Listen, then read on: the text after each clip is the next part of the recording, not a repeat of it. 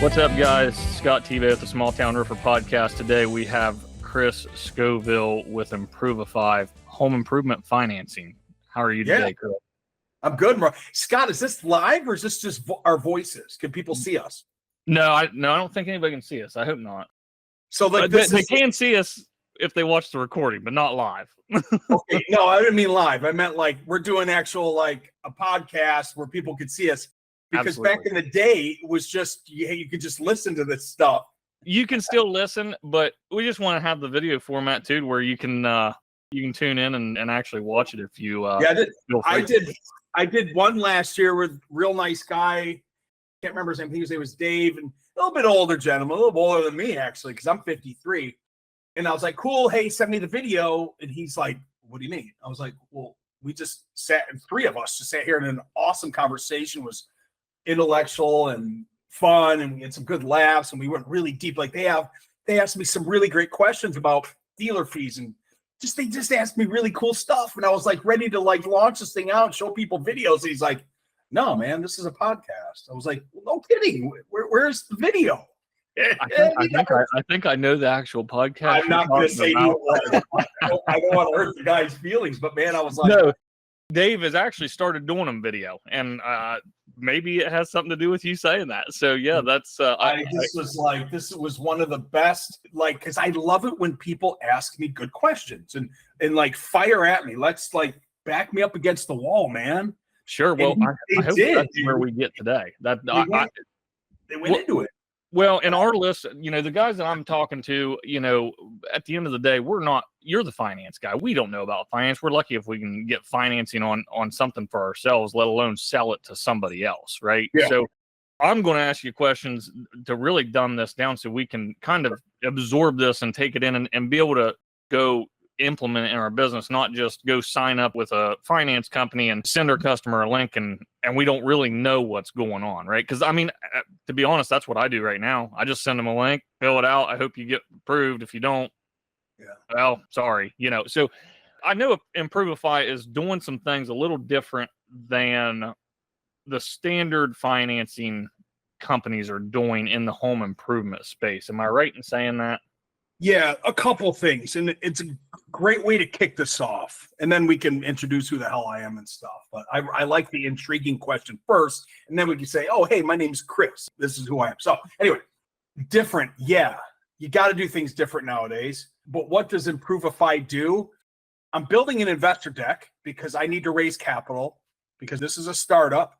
I've been in business for 26 years, but this is a startup, and I built Improvify because I saw a hole in the market that needed to be filled. I saw a problem. And the problem is that contractors don't know how to offer financing or sell financing or provide it. And then contractors really, at the end of the day, don't have a clue about all these freaking lenders out here and what they offer and who to go to and who to trust and who to believe because of the malarkey that contractors are being fed in Facebook groups.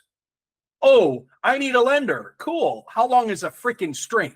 You know what I mean? Like, right. What do you mean you need a lender? I don't know who you are, what you charge. Are you retail, renovation, storm? Are you repair? Are you gutters? What's your average ticket price? Who are your competitors? Are you offering financing now? What are your margins? What margin integrity can we build into your deal? How many sales reps do you have? Do you offer financing early, always, and often? Are you advertising it? Are you marketing it?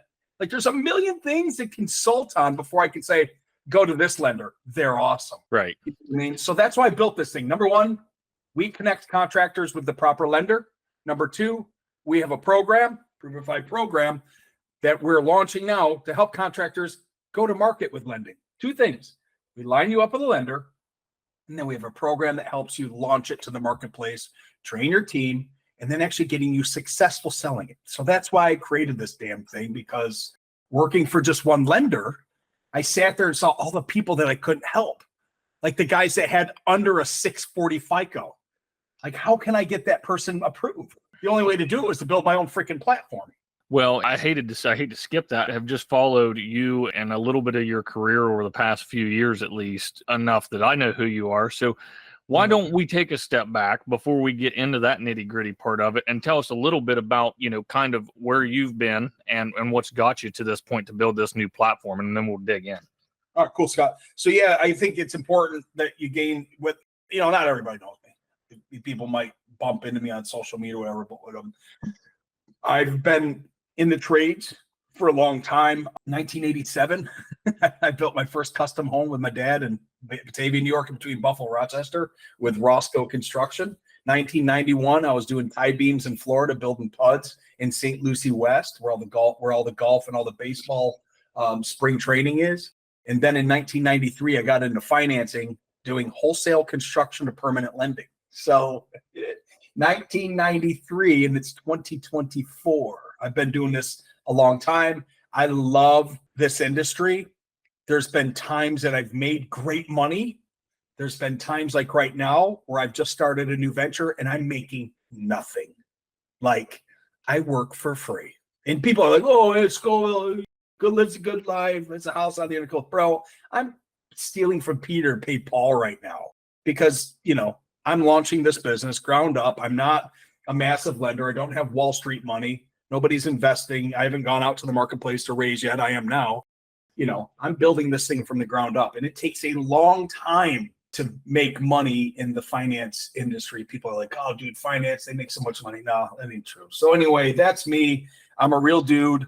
I've been in the house. I've been kicked out of the house. I've hit the nail with the hammer. I've been on the roof. I've done it all. I do my own home improvement repairs here. So I think I've gained a little bit of credibility because of all that against the kid that comes out of college, puts a headset on, and goes up to freaking Atlanta and acts like he's in the lending business. Yeah, no, for sure. So and I know a little bit of the background, but now that you've started Improve-ify, there's some options, and I've caught little pieces, so I don't want to act like I know what I'm talking about because that's absolutely not true. So, but Improve-ify, you're doing some stuff where like you can offer multiple options where some lenders can't or don't choose to. Is that right? And can you explain that a little bit?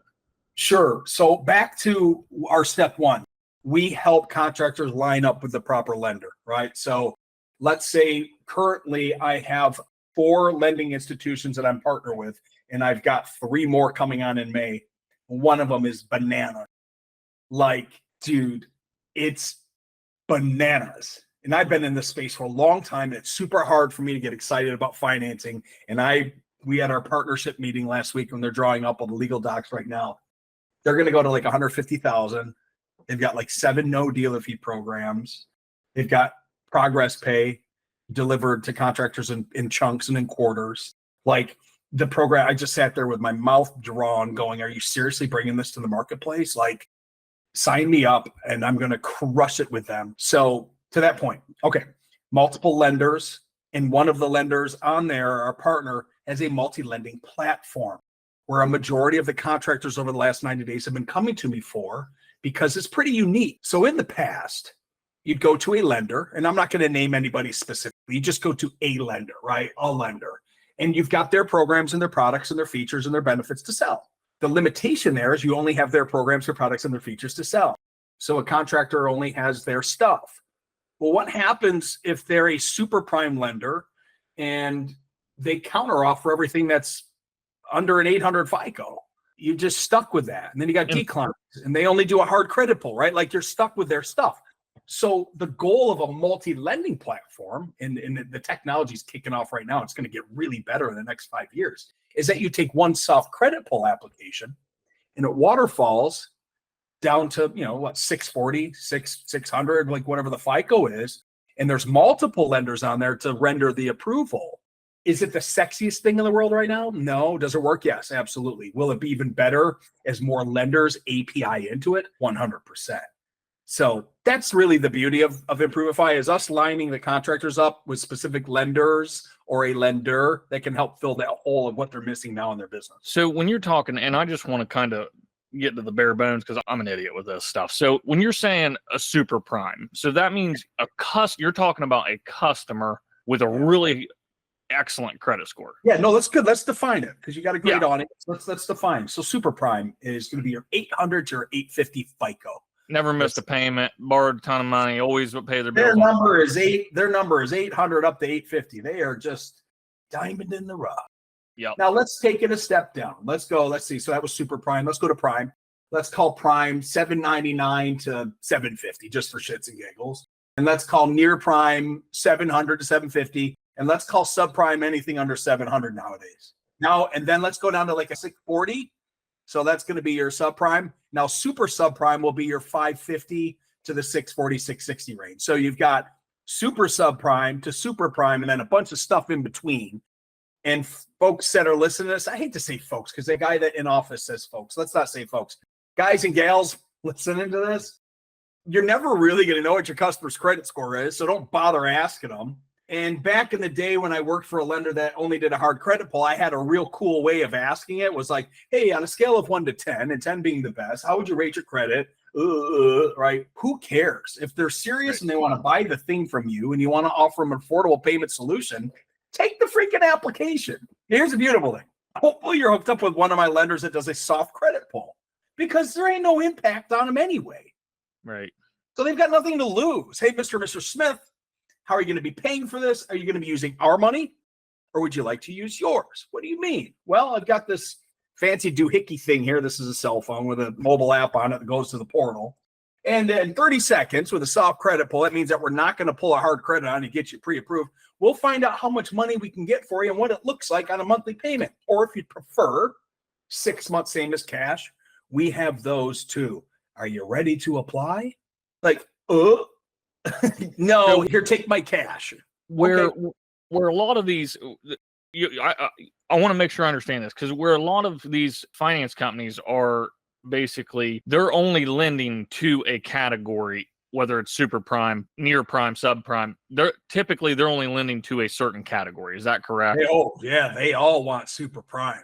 But they don't really even consider other options, or if they do, I know we ran into a problem where, and you would know the company, but we had options, and then they would give counter offers, but it would change the dealer fee. Yeah. So, and then so our customer would accept this counter offer at a higher dealer fee, like a substantially higher dealer fee, and we didn't have really any control over that until we caught it.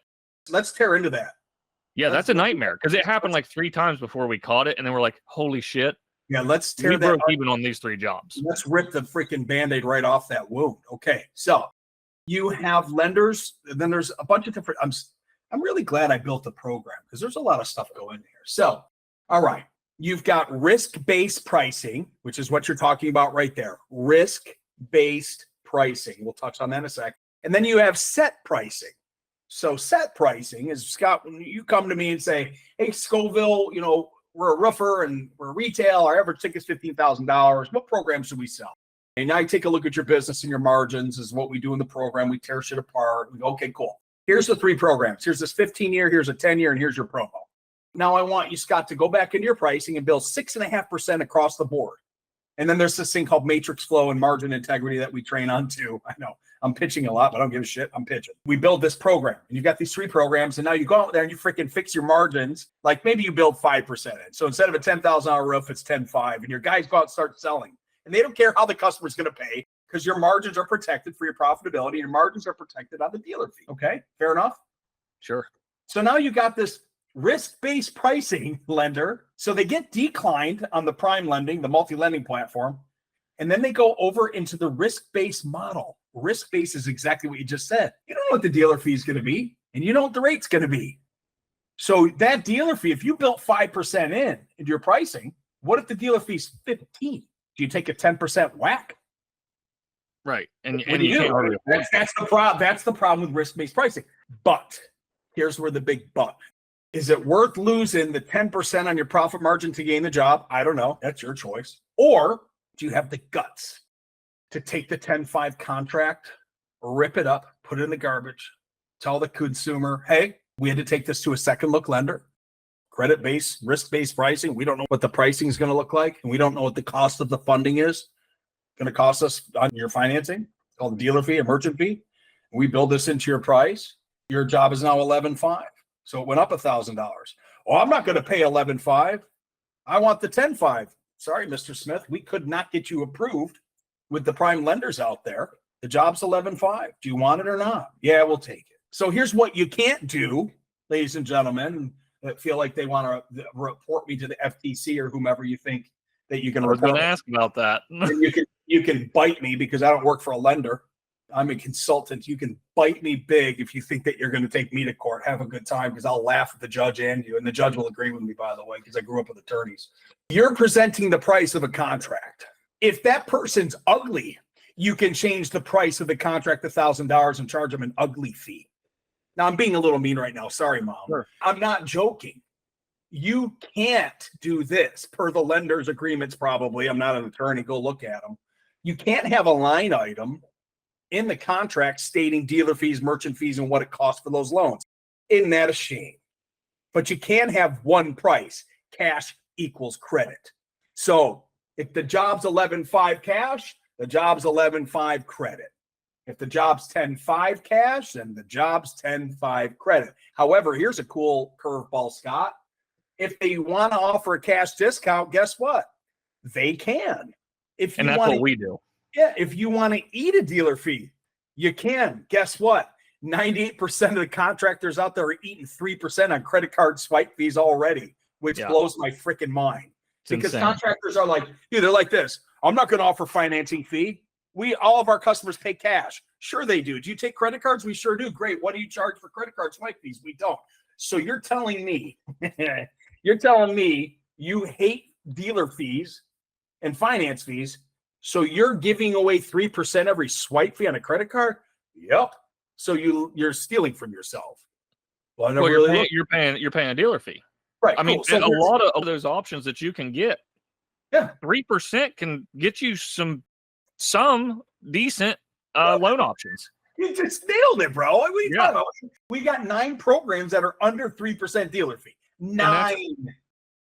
So the way we've got our quote built, 3.2% is added into the quote. You don't see it, obviously. You don't see it. It's not said that it's in there, but we give a 3.2% cash discount, and it's in our Pro Line quote. It's built right in.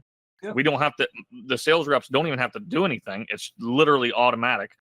But that we have a couple dealer fees that are like 5%, but we also have a couple that are like 1%. So we just kind of are playing the average, right? Yep. Playing that average. We know that we're covered on credit card transactions, but I got a buddy that he takes credit card like nonstop, like all his business. He's doing millions of dollars business on credit card. Yep. And I'm like, you got to build that in. Like, you are losing so much money. And he's, well, but what if I lose business over that? And it's like, no, the people want the points. That's the only reason they're doing this. Here's a bigger point to your point. This guy's doing millions of dollars of business. You know what he should be doing? He should be increasing his prices. Right, exactly. Well, like, it ain't the 3%. Dude, you should probably add 10%. Right. And do less so you could go freaking fishing or go down to Walt Disney World for a week. Yeah, man. It's funny that we were talking about that. We can hit on that. So, just to let's give the guys some a little bit different spin. You're always talking financing, so let's talk other things a little bit. I know you're trying to build this really, really awesome financing business, and I'm stoked. I'm super excited because I've seen you work in other businesses, and from a distance. It's not like we have some close relationship, but from a distance, I've watched things you've done elsewhere, and it's exciting to me to always watch someone take that big step and be like, hey, I'm biting off all I can chew, and I'm gonna just go conquer the world in this space. And I've kind of changed my mentality a little bit. I've always wanted to conquer the world, and I still someday would like to get back to conquering, but I've kind of shifted my focus more towards a lifestyle business. I got it to a nice little well-oiled machine in this little small part of Ohio and West Virginia that nobody really competes that hard with us because there's just nobody there. So we've got this nice little niche in this part of the country, and it allows me a lot of flexibility. And you're talking before this. You're the finance guy. Like everybody I know in the roofing space, in the home improvement space, it's all about Scoville. He's the finance guy. He's the guy I talk to.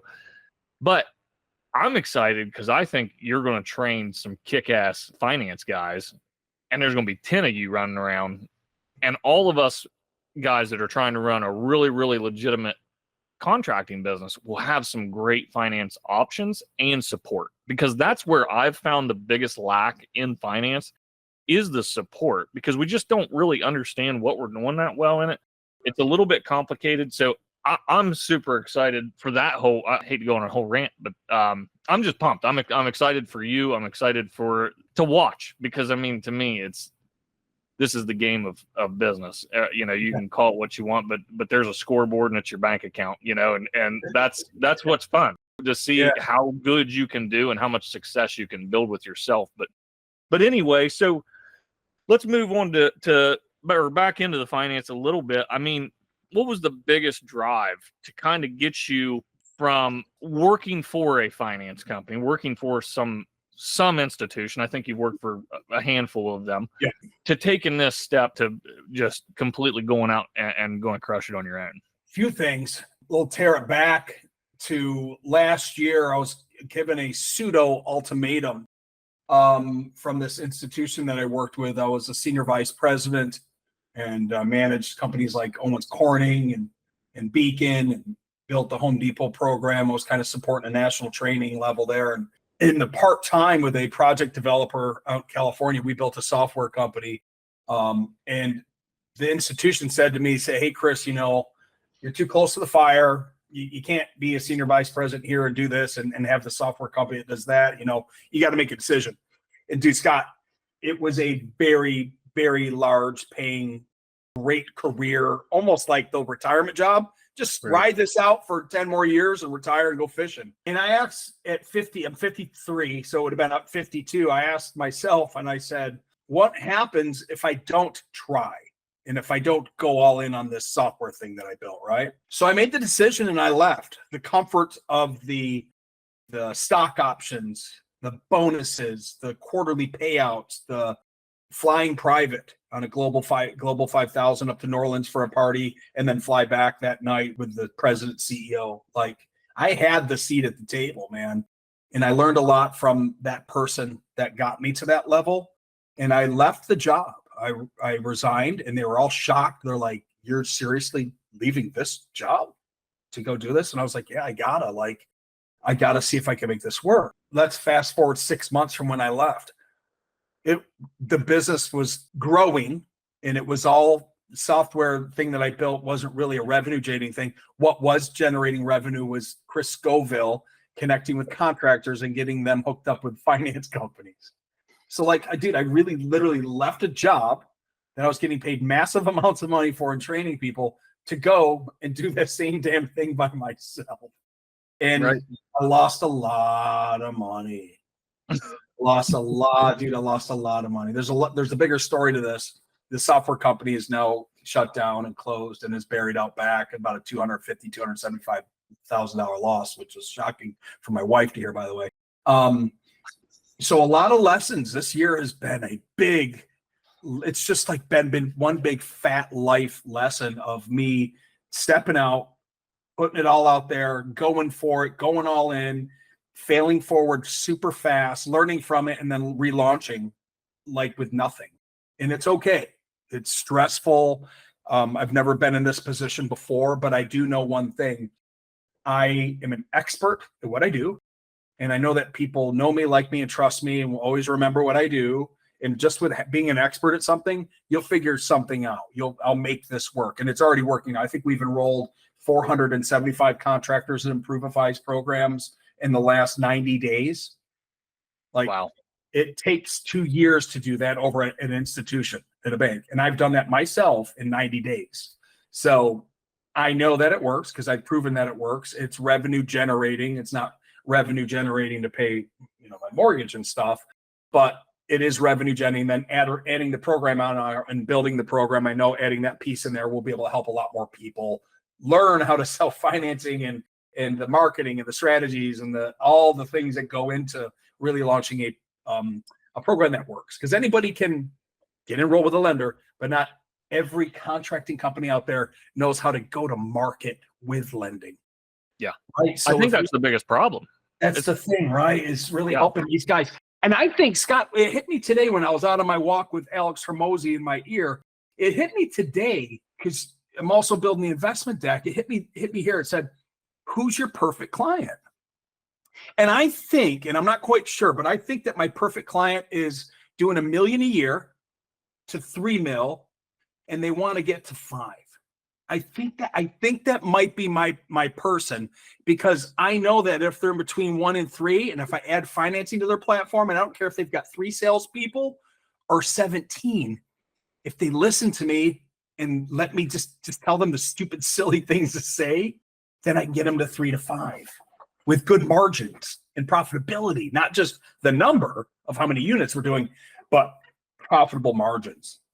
Sure. Yeah, I don't disagree. I know when we added financing, and I'm going to loop credit cards into that because it is financing. Yeah. And when we started taking those type of payments, it definitely made a big difference in our ability to close jobs. Even charging the 3%, we still get people that know that 3% is a credit card fee. They know, they're not stupid, right? Well, yeah, but I get the points and blah, blah, blah.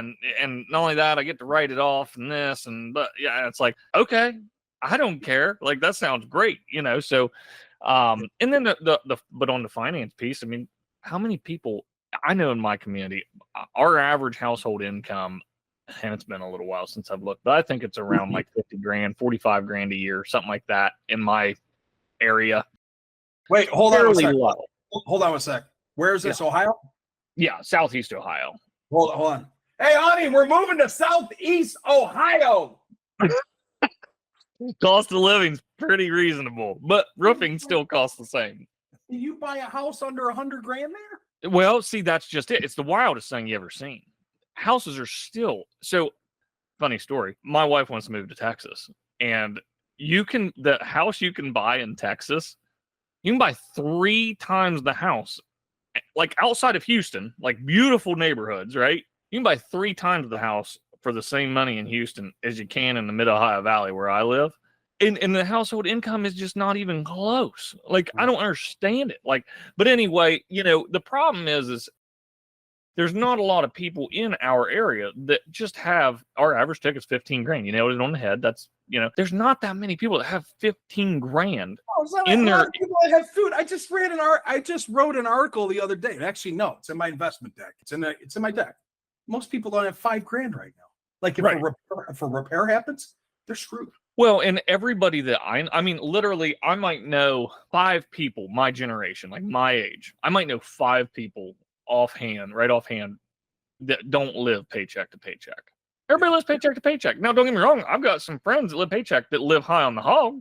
Like, they drive really nice cars. They've got a really nice house. They do a lot of really cool shit. But that check is gone, bud. At the end of the week, that thing's gone, and they're on to the next one. And that's just the way they live. They don't put anything back. And that's kind of the mentality of my generation, more so than ever before, I would say, with credit cards racking up and different things that they just keep putting money on. But the only way they can get, you have to have a roof. If your roof fails, you have to have a new one. Yep. You have to have an option to give these people, and they're more than happy to take that 10-year loan, and it's 15 grand, but they get 5 grand back every year on their taxes. So they take that, that tax refund check, and maybe they'll put 3 grand of that towards that loan. They'll pay that thing off in 3 to 5 years with no early payoff. That's what we sell, is the no early payoff, because a lot of people get real hesitant about taking on a 10-year note or a 15-year note. We're like, well, hold on. It's 15 years to keep the payments really, really reasonable in the dry months, when you're not making a ton of money, when you don't have excess, right? But when you have excess, tax time, Christmas bonus time, whatever that case, everybody's a little different. You can throw some cash on that thing and hammer away at it, chip away at it. And this turns into a 4-year loan, or a 3-year loan. And it's unsecured as well. So if they decide to sell the home and they've got proceeds from the sale, they can just pay that unsecured loan off that's not secured to the property's title, and it's going to be encumbrance on the sale of the property and all that cool stuff. So sure. Yeah, awesome. Good stuff, man. We still got time if you've got time, but what else you got cooking that you're excited about?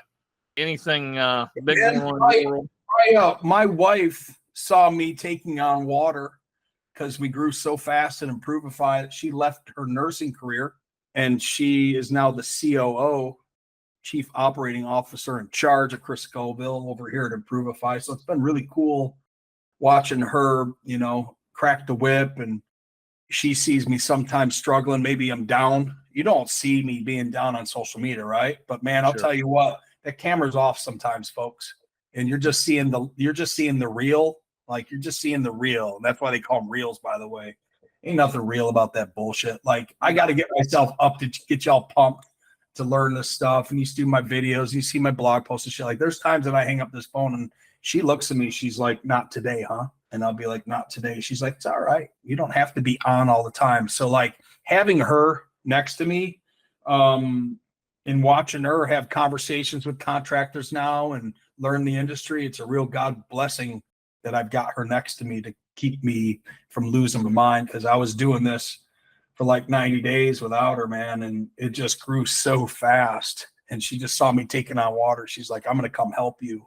And she left nursing, so we're both kind of all in this together. So it's really kind of cool. We're working at home next week. Her desk is here, my desk is here. We got a new puppy, and we got the other puppy that's only 3 years old, but now she's the old dog because we got a brand new 10-week-old puppy here. So it's just the four of us hanging out in our home trying to make a living. That's actually a really, really great thing to talk about, is as you take on these business ventures. And I know for myself, I've dealt with it. I still deal with it.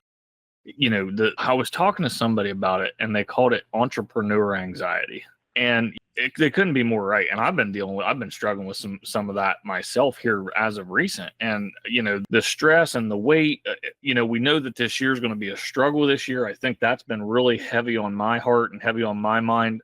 I'll make it through. I've been very savvy with my cash. I've always just kept putting back, but I'll be fine. But I worry, what will my people do?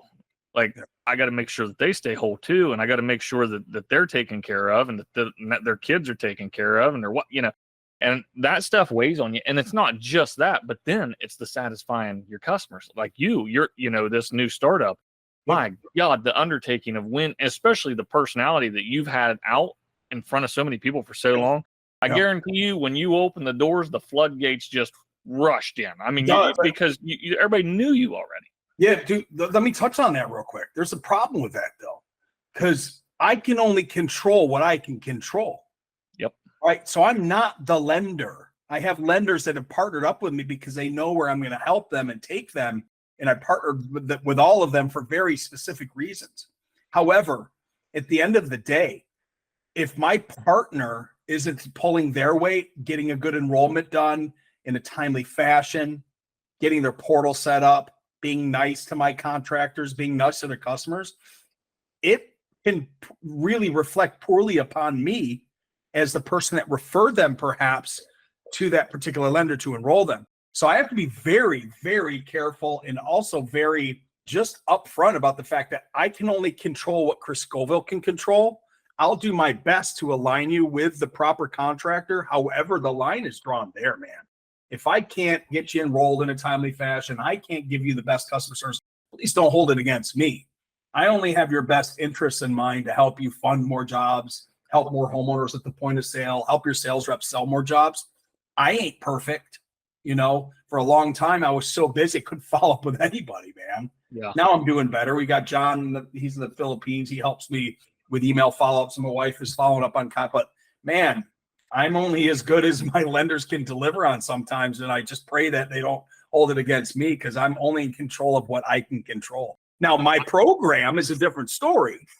That's going to be me. If I drop the ball, you can come at me and punch me right in my throat.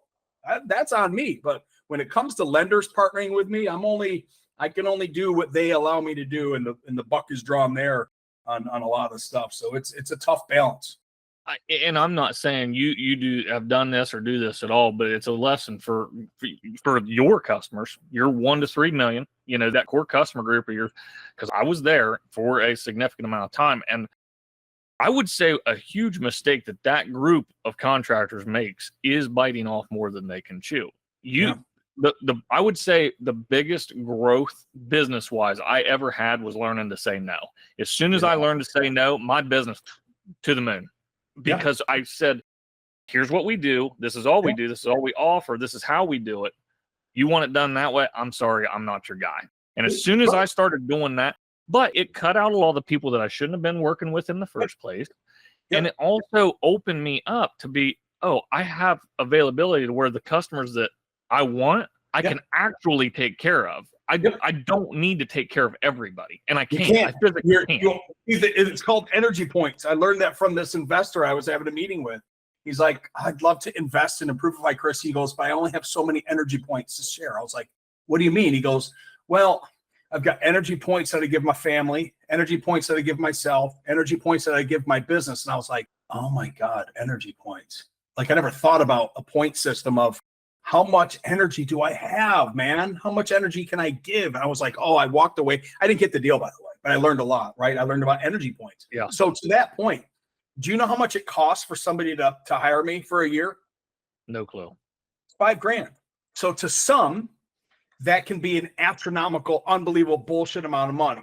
To others, it could be like, are you kidding? $5,000. I've got 17 sales reps and 4 operations people and 3 sales managers and 3 owners. I get him for a year.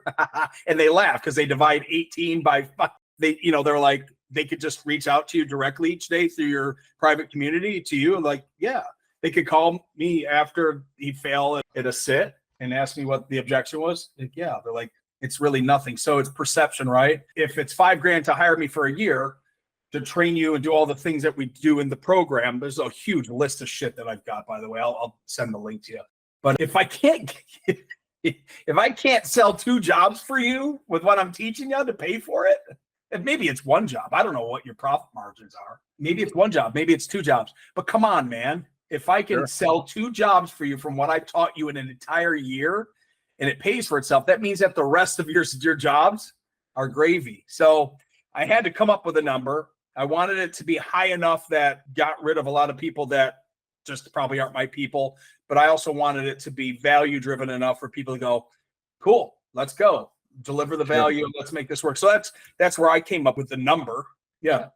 So, and that actually brings up a good kind of a closing point here, because I want to make sure that I've got the clarity and everybody listening hopefully gets the clarity of what it is completely you're doing. So Improve-ify is, and you tell me if I'm wrong, but is a consulting business that you will consult and train your team and also help integrate other finance companies into your contracting business. We nailed it. We do 2 things. We will connect a contractor seeking a lender, connect them with the proper lender or lenders. I've got some contractors that have come to me. I've hooked them up with 3 lenders because that's the portfolio that they need to serve their customers.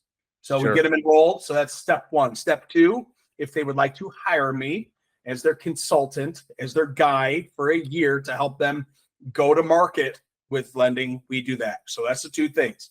We're the connector, we're the marketplace, and then we've got the tools and the go-to-market strategies to help these contractors learn how to sell financing at the point of sale, how to price it. And there's a whole laundry list of other things that are included in the program.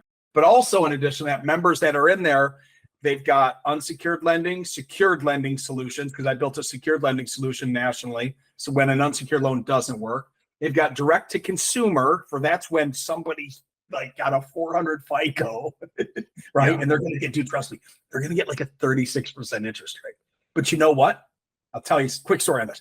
Let me keep going. We've got commercial. You're right. I got time. You're all right. We got direct to consumer, unsecured, secured. We've got commercial lending. And then I've got lines of credit, SBA, equipment loans, working capital, merchant credit card processing. So they've got the access to all my advisors.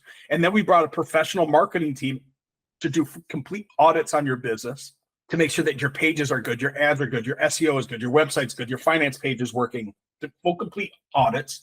Like, we built a real package to make sure that these contractors are doing all these freaking basic stuff, but they know who to call when they've got a customer that can't get an unsecured loan that needs to do a secured loan from $25,000 to $400,000 in one call. I can do fast track HELOC on it, closed end second. So it's not just I hook you up with a lender later. Like, I'm your guy for whatever it is. We did 2 land loan investment deals today up in New Jersey. What?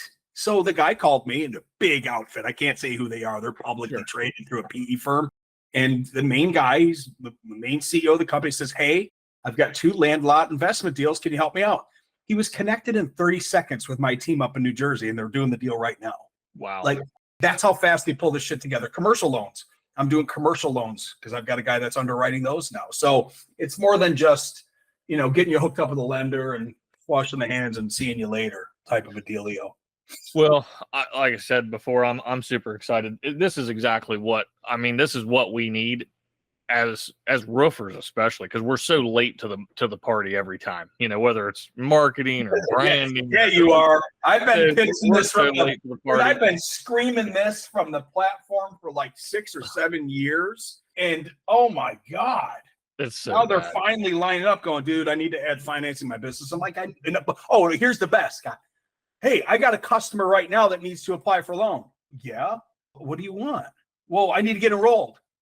We got to take the app right now. It doesn't work like that. Dude, I've been screaming this from the freaking podium for fucking years to get enrolled. Like, let's go. And now you've got a customer sitting next to you that wants to apply for a loan. Holy cow.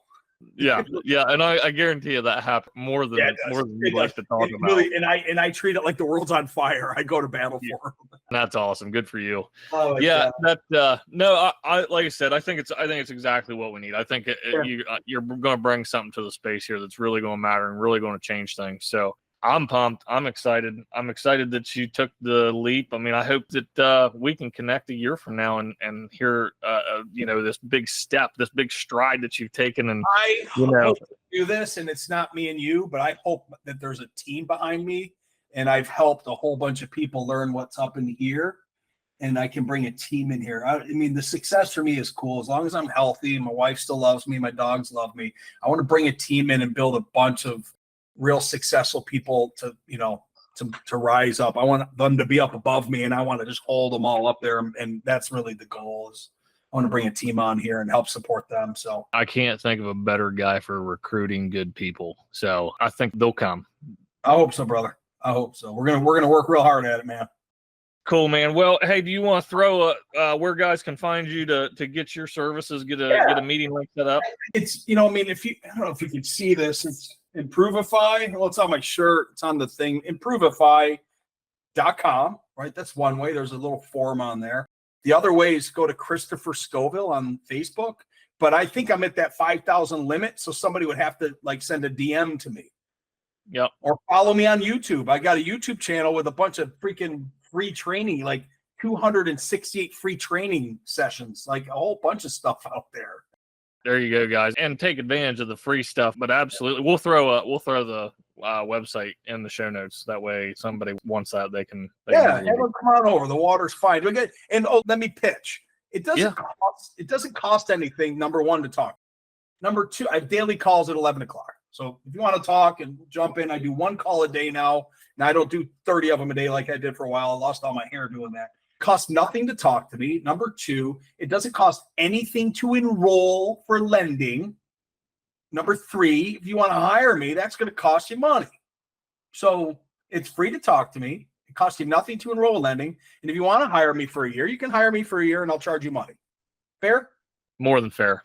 Cool. Excellent. So that's how we get a hold of me. And I'd love to work with anybody that really wants to actually do the work. Reach out to me and let me know. Awesome, Chris. Well, hey, thank you for having me. And have an awesome freaking time you're up the road from me here in Florida, right? Yeah, I'm in Orlando right now. You're 3 hours up the road. You're 3 hours north of me. Gotcha. Well, we may go down to Key West. We don't know. We may even cruise right past your house, finish the trip out. So we'll see. But it's real nice down there, man. All right, brother. Cool, man. Well, have a good rest of your week, and then hopefully we can circle back to this someday. But I do appreciate your time, man. Thanks, Scott. Appreciate you so much, bro. Yep. We'll see you.